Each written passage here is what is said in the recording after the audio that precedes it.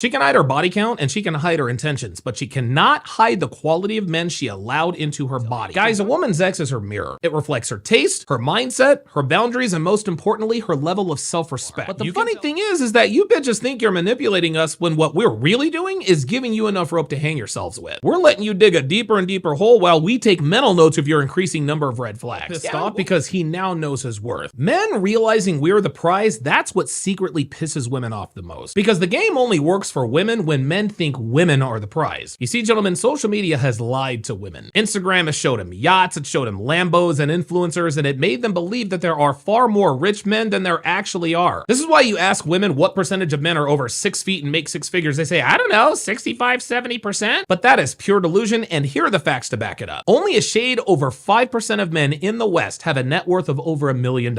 And between 18 and 40 years old, that number plummets to less than 0.5%. And the truly rich, the men with a net worth over $5 million, make up 0.1% of the male population. That's 1 in 10,000. Meanwhile, beautiful women are everywhere. Every club, every city, every scroll on Instagram, beauty's common. Discipline, drive, and power are not. And this is why women chase the top 1%, but here's the cold, hard mathematical truth. Most women will never get their top 1% man. Oh, most of them won't even get the opportunity. Not because they're unattractive, but because the demand grossly outweighs the supply. Wealth isn't loud, gentlemen. It's not dripping in designer belts, expensive watches, parties, or super yachts. No, wealth is quiet. Wealth is calculated. Wealth is controlled. The richest men you'll meet don't post on Instagram. They own what the wannabes post about. Luxury looks common online because we see it in every scroll. But real money, generational money, that is far less available than beauty. Always has been, always will be. And this is why women are now panicking. When men stopped simping and started realizing how the law of supply and demand directly correlates with their own value on the dating market, they started becoming a lot more selective. Because once a man realizes he's rare, he stops chasing what's common. When men wake up, the illusion collapses because the simple truth is that men are the prize.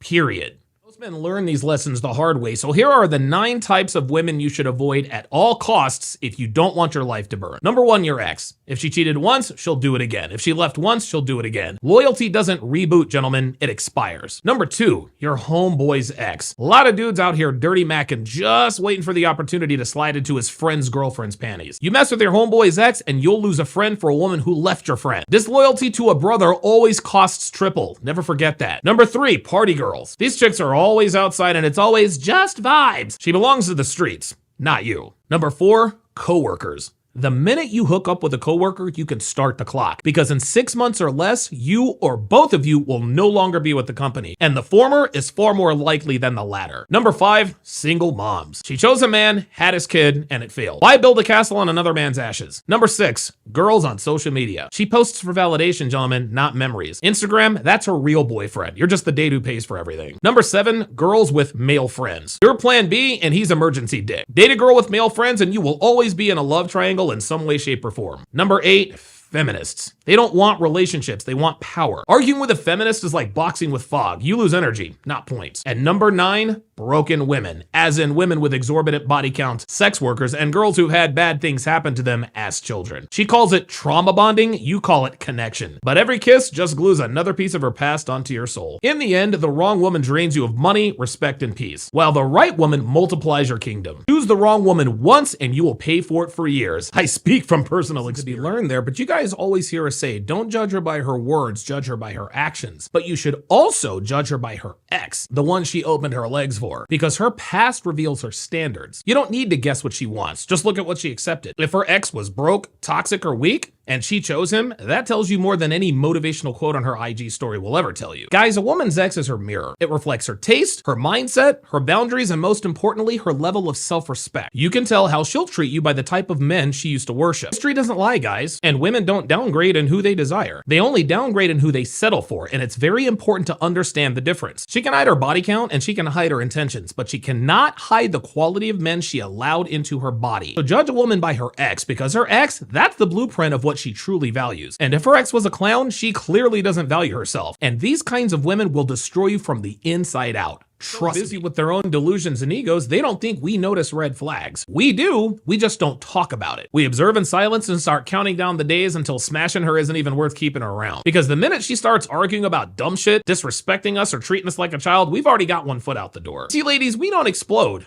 we withdraw. We stop correcting you. We stop caring about what you do, what you say, or where you are. But the funny thing is that you bitches think you're manipulating us when what we're really doing is giving you enough rope to hang yourselves with. We're letting you dig a deeper and deeper hole while we take mental notes of your increasing number of red flags. Yeah, we'll still smash you, we'll still smile, and we will still play along. But our emotions are already on airplane mode at this point because we realize you're not worth fixing. We don't need to win the argument. No, we win by detaching. We win by walking away without warning. We win by never coming back. And the truth is that women often mistake silence for stupidity. But a quiet man is a dangerous man because he's done caring. We don't ghost women to hurt them. We ghost them to protect our peace. And by the time she realizes what's actually happening, we've already replaced her with a quieter, more feminine woman who also protects her. This is why I tell men who are still playing the field and not ready to settle down yet to date multiple women. Because when you date multiple women, you stay dangerous. Not because you're a player, but because you're aware. You stay sharp. You stay detached. You stay unattached. You stop mistaking sexual chemistry for connection. And after a while, after about, I don't know, a year or so of dating multiple women, you start seeing patterns. You start seeing the recycled lines. You start seeing their recycled unique stories, the recycled emotions. The more you date, the clearer it becomes that she isn't special, gentlemen. She's predictable. And that realization right there, that's what kills the illusion. It destroys that soul myth fairy tale that you were sold as a boy. Now let's flip the script and date only one woman. The game instantly flips on you. You pour your all into her, your time, your energy, your attention, your resources. You build her a throne and call it love. Then reality hits. The mask slips, the pedestal cracks, and your special snowflake becomes human. This is when love feels like a scam, guys. Not because women are evil, but because your illusion was. So here's the paradox. You can date many women and you love the illusion, or you can date one woman and the illusion betrays you. The only way to win is to love with your eyes wide open, not with your ego blindfold. See love for what it is and not what you think it should be.